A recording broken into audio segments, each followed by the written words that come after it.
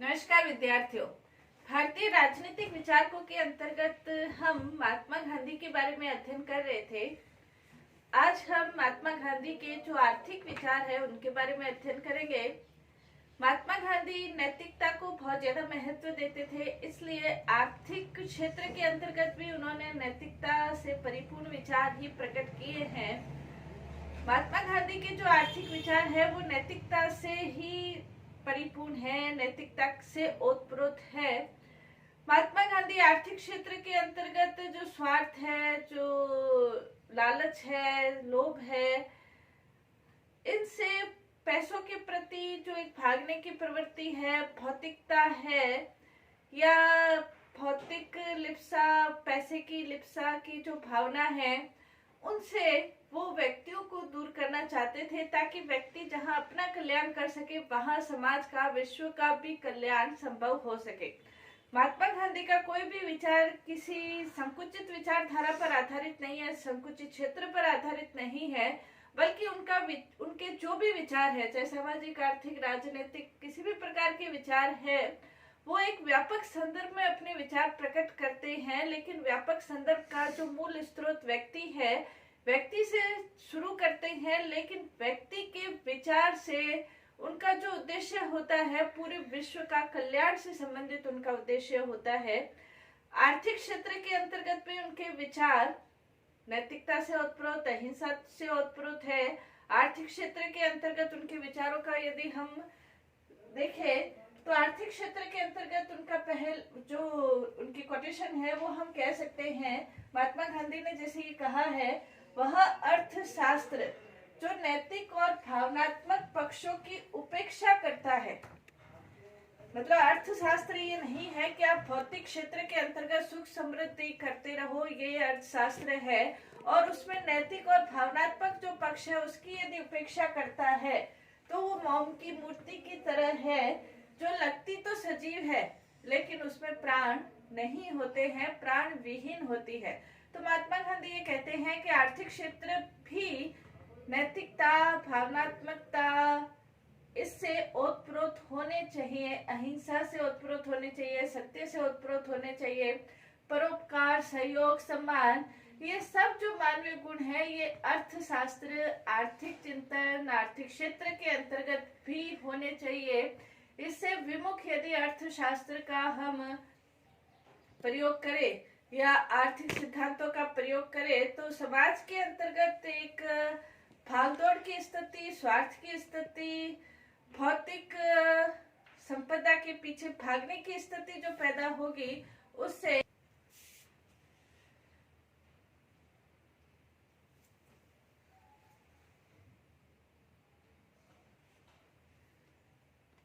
आर्थिक विचारों के अंतर्गत पहला विचार औद्योगिकरण का विरोध है। महात्मा गांधी औद्योगिकरण के विरोधी थे। औद्योगिकरण के विरोधी होने का तात्पर्य ये नहीं है कि वो सभी प्रकार के मशीनों के, यंत्रों के विरोधी थे। वो ये कहते हैं कि जो हमारे उपयोगी वस्तुएं हैं, जो कुटीर उद्योग धंधों के लिए उपयोगी है, घरेलू उद्योगों के लिए उपयोगी है, उनके वो सहमति प्रदान करते थे, उनके समर्थक थे। लेकिन जो बड़ी बड़ी मशीनें हैं उनका वो विरोध करते थे। क्यों विरोध करते थे? क्योंकि उनको ये लगता था कि अगर मशीनों के ऊपर व्यक्ति ज्यादा डिपेंड होता है और मशीनें यदि आ जाती है तो वो व्यक्ति का स्थान मशीनें ले लेगी और यंत्रीकरण की अंधी दौड़ एक दिन उस स्थान पर जाकर पहुंचेगी, उस लक्ष्य तक जाकर पहुंचेगी जहां व्यक्ति मशीनों को नियंत्रित नहीं करेगा, मशीनें व्यक्ति को नियंत्रित करने लग जाएगी। आज से कई दशकों पहले महात्मा गांधी ने जो विचार प्रकट किए, आज हम देखते हैं कि मशीनों ने व्यक्ति को कंट्रोल करना शुरू कर दिया है। आज जैसे मोबाइल है तो मोबाइल ने व्यक्ति को कंट्रोल करना शुरू कर दिया है। उस समय जो आशंका महात्मा गांधी ने व्यक्त की थी वो आज प्रत्यक्ष दिखाई भी दे रही है। इसलिए महात्मा गांधी यंत्रीकरण का विरोध करते थे। साथ ही महात्मा गांधी ने यह भी कहा कि यंत्रीकरण की विपुल मात्रा बेरोजगारी को भी बढ़ाती है। महात्मा गांधी ने ये कहा कि मैं उस यंत्र का विरोध नहीं करता जो कि कुटीर उद्योग धंधों घरेलू उद्योग धंधों के लिए आवश्यक है, लेकिन कुटीर उद्योग धंधों को नष्ट करके जो यंत्रीकरण किया जाता है, कुटीर उद्योगों के स्थान पर यदि बड़ी बड़ी मशीनें लगाई जाए तो वो न सिर्फ मानवीय श्रम का स्थान लेगी बल्कि मानव का खुद का स्थान भी मशीनें ले लेगी और बेरोजगारी की मात्रा, बेरोजगारी की संख्या निरंतर बढ़ जाएगी। इसलिए महात्मा गांधी यंत्रीकरण का विरोध करते थे, औद्योगिकरण का विरोध करते थे। महात्मा गांधी ये कहते हैं कि मशीनें स्वयं में अच्छी या बुरी नहीं होती, लेकिन मशीनें जब मानव श्रम का स्थान ले लेती है तब व्यक्तित्व का वो आहरण कर लेती है तो वो बुरी है। व्यक्ति का व्यक्तित्व मशीनों में ही समाहित हो जाता है, व्यक्ति एक मशीन बनकर रह जाता है। मशीनों की अधिकता के कारण उसका महात्मा गांधी ने विरोध किया। महात्मा गांधी ये कहते हैं, ईश्वर भारत को पश्चिमी पद्धति के औद्योगिक युग में प्रवेश करने से, यंत्र में होने से बचाए। महात्मा गांधी ये नहीं चाहते थे, क्योंकि महात्मा गांधी को भारत के संदर्भ में यदि देखा जाए तो महात्मा गांधी को ये पता था कि भारत के अंतर्गत व्यक्तियों की संख्या पहले से ही ज्यादा है, बेरोजगारी भी है और यहाँ पर जो संसाधन है, भौतिक संसाधन है, खनिज संपदा है, ये भी विपुल मात्रा में विद्यमान है और यदि इसका उपयोग मशीनीकरण के रूप में किया जाएगा तो ये भारत में बेरोजगारी की समस्या को बढ़ाएगा। और साथ ही साथ उन्होंने ये कहा कि यंत्रीकरण के द्वारा, औद्योगिकीकरण के द्वारा नैतिकता का पतन भी होता है, क्योंकि बहुत सारी संख्या में जब माल का उत्पादन होता है तो उसकी खपत के लिए बाजारों की आवश्यकता होती है और बाजारों की आवश्यकता के लिए एक देश दूसरे देश पर अधिकार करने की कोशिश करता है, जिससे साम्राज्यवाद, उपनिवेशवाद की प्रवृत्तियां पनपती है। इस कारण से भी, नैतिकता के कारण से भी महात्मा गांधी ने औद्योगिकरण का विरोध किया। साथ ही साथ उन्होंने ये कहा कि इससे जब औद्योगिकरण के द्वारा पूंजी कुछ व्यक्तियों के हाथ में एकत्रित होती है तो उनमें अहंकार की, स्वार्थ की भावना पनपती है। दूसरी ओर दूसरे व्यक्तियों में हीनता की भावना पनपती है। इस कारण से भी नैतिकता का पतन होता है। तीसरा, उन्होंने ये कहा कि जब व्यक्ति पूरा चीज का निर्माण जब वो स्वयं करता है तो उसमें एक आत्मसंतुष्टि की भावना होती है और औद्योगिकीकरण के कारण किसी एक पार्ट का निर्माण एक व्यक्ति करता है, दूसरे पार्ट का निर्माण दूसरा व्यक्ति करता है, जिससे व्यक्तियों को वो संतुष्टता का भाव नहीं होता और उनको ये नहीं लगता कि हमने कुछ अच्छा कार्य किया है। इस कारण से भी नैतिकता का पतन होता है। इसको उदाहरण देते हुए, स्पष्ट करते हुए उन्होंने कहा कि जैसे एक जूता बनाने वाली मान लो कंपनी है, तो उस कंपनी के अंतर्गत यदि मशीनों के द्वारा जूतों का निर्माण होता है तो कुछ मजदूर एक पार्ट का निर्माण करते, जैसे उसके नीचे के पार्ट का निर्माण करते, कुछ मजदूर उसके ऊपर के पार्ट का, कुछ मजदूर उसके डिजाइन का निर्माण करते। अलग अलग के द्वारा अलग अलग पार्ट्स का निर्माण होता है। तो किसी भी व्यक्ति को ये संतुष्टता का भाव नहीं होता कि मैंने जूते का निर्माण किया है। दूसरी ओर जब व्यक्ति स्वयं अकेला जूते का निर्माण करता है तो उसको लगता है कि मैंने कितना अच्छा जूता बनाया है। तो ये महात्मा गांधी कहते हैं कि इससे भी नैतिकता का पतन होता है, तो संतुष्टता का भाव नहीं होता। नेक्स्ट उसमें उन्होंने ये बताया, औद्योगिकीकरण के कारण असमानता फैलती है। एक और बहुत ज्यादा विलासितापूर्ण जीवन व्यक्ति जीता है जिसके पास बहुत सारा पैसा इकट्ठा हो जाता है।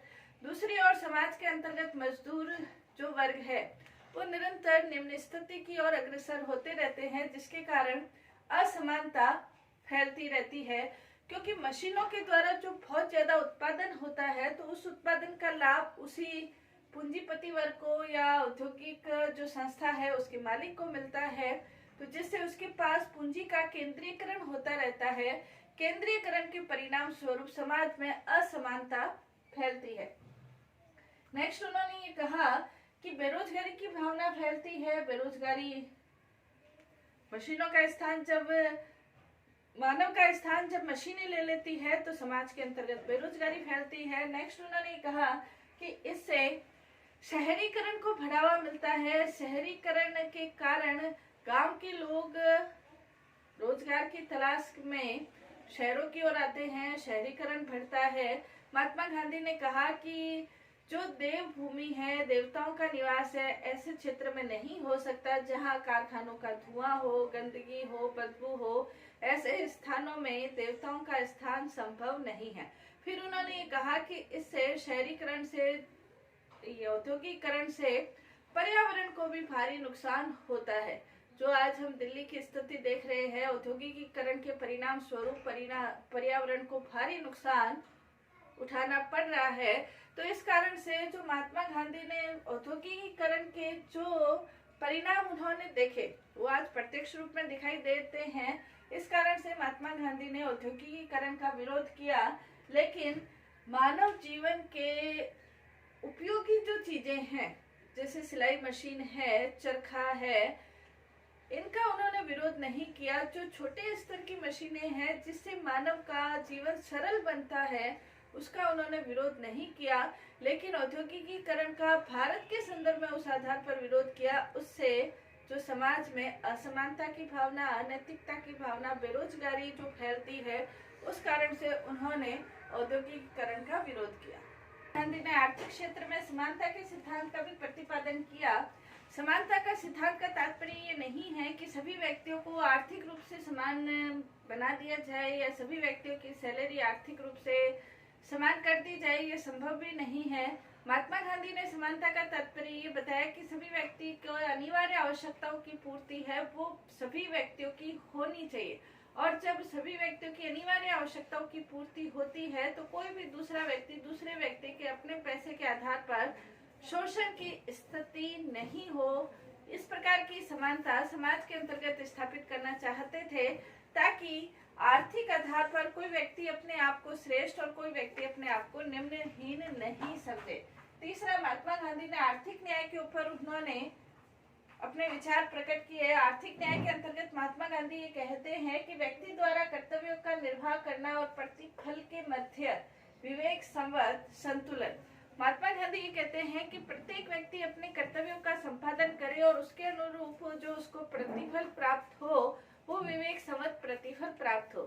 महात्मा गांधी ने ये कहा था कि जैसे कोई व्यक्ति अपने कर्तव्यों का संपादन अपने अनुसार करता है और उसका जो प्रतिफल उसे प्राप्त होता है वो उसकी आवश्यकता के अनुसार प्राप्त हो। इसको और ज्यादा स्पष्ट करते हुए महात्मा गांधी ने हाथी और चींटी का उदाहरण देते हुए कहा था कि जैसे हाथी का शरीर जितना विशाल है तो उसको उतने ही खाद्यान्न की आवश्यकता होगी, और उतना जो खाद्यान्न वो ग्रहण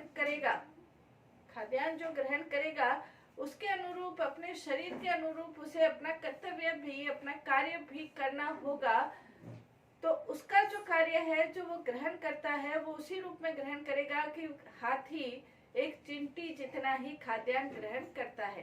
कहने का तात्पर्य यह है कि आप जितनी आवश्यकता आपकी है उसके अनुसार यदि समाज से जो ग्रहण करते हैं उसके अनुसार आप अपने कर्तव्यों का संपादन करते हैं तो वो आर्थिक न्याय है। महात्मा गांधी ये कहते हैं कि वर्तमान समय आर्थिक अन्याय की स्थिति जो समाज के अंतर्गत है उसका मूलभूत कारण है स्वार्थ, और स्वार्थ होने के कारण ही समाज में असमानता, अन्याय, अत्याचार, शोषण की स्थिति फैल रही है। स्वार्थ के कारण व्यक्ति भौतिकता के पीछे अंधे होकर भाग रहा है, अंधा होकर पागल हो जा रहा है, उस दौड़ में वो शामिल है, भौतिकता की दौड़ में शामिल है, और ज्यादा से ज्यादा वो ग्रहण करना चाहता है, भौतिक सुख सुविधाएं ज्यादा से ज्यादा ग्रहण करना चाहता है। परिणाम ये होता है कि एक व्यक्ति के पास बहुत सारा पैसा इकट्ठा है, दूसरे व्यक्ति के सुख सुविधाओं को नकार कर वो अपने पास पैसा इकट्ठा कर रहा है। उसका परिणाम समाज में असमानता, अन्याय, शोषण की स्थिति पैदा हो रही है। तो महात्मा गांधी ये कहते हैं कि इसका समाधान भी नैतिकता के आधार पर होगा। अगर व्यक्ति अपने स्वार्थ लिप्सा से दूर रहते हुए निस्वार्थ भाव से कार्य करता है तो समाज के अंतर्गत अन्याय, अत्याचार, शोषण की जो स्थिति है वो स्थिति दूर हो जाएगी।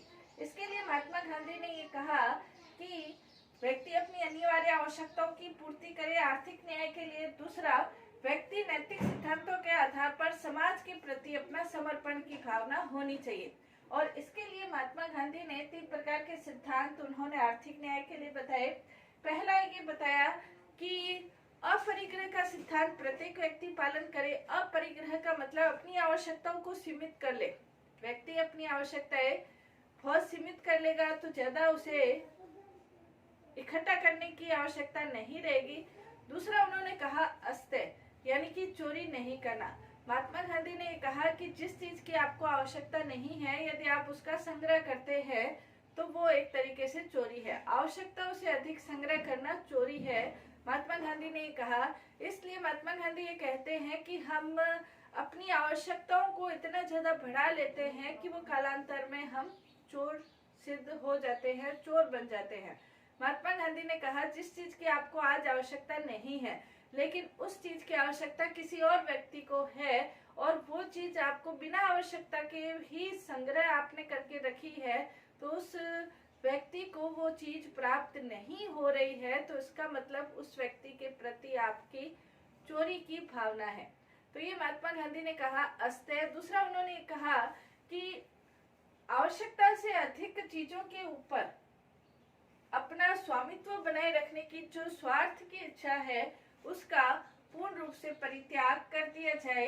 यानी कि आर्थिक क्षेत्र में अपरिग्रह के सिद्धांतों का, अस्तेय के सिद्धांतों का यदि पालन किया जाए तो समाज के अंतर्गत आर्थिक न्याय की स्थिति उत्पन्न होगी। नेक्स्ट इसके अंतर्गत महात्मा गांधी ने कहा विकेंद्रीकरण होना चाहिए। विकेंद्रीकरण की जो इकाई है वो महात्मा गांधी ने ग्राम इकाई बताई है। वो ये चाहते हैं कि मेरा प्रत्येक गांव आत्मनिर्भर हो। गांव के अंतर्गत गांव की आवश्यकताओं के अनुरूप उत्पादन हो, उसका वितरण हो और उसी के अनुसार उसका उपभोग हो।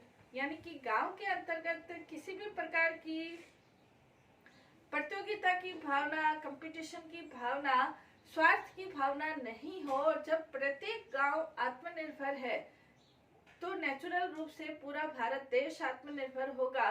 विकेंद्रीकृत व्यवस्था के अंतर्गत महात्मा गांधी ये चाहते हैं कि कुछ व्यक्ति विशेष के हाथों में पूंजी का केंद्रीकरण नहीं हो। तो पूंजी का केंद्रीकरण नहीं होगा तो समाज के अंतर्गत असमानता, स्वार्थ की भावना नहीं होगी। इसलिए वो ये चाहते हैं कि उत्पादन, उपभोग और वितरण इन सभी क्षेत्रों के अंतर्गत केंद्रीकरण की भावना को लागू किया जाए।